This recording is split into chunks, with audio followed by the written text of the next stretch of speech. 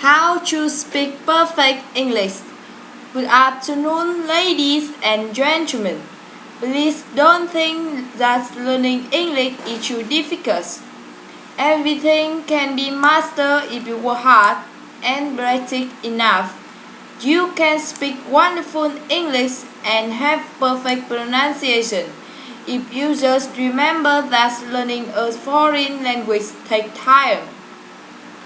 Try to find a friend so that you can study and practice together. Don't bother worrying about your mistakes. Use tape with charming voices and pronunciation. Always follow along and repeat after the speaker on the tape. It's important to make English learning a part of your daily routine. You should take English at your foot. Learn from every mistake that you make.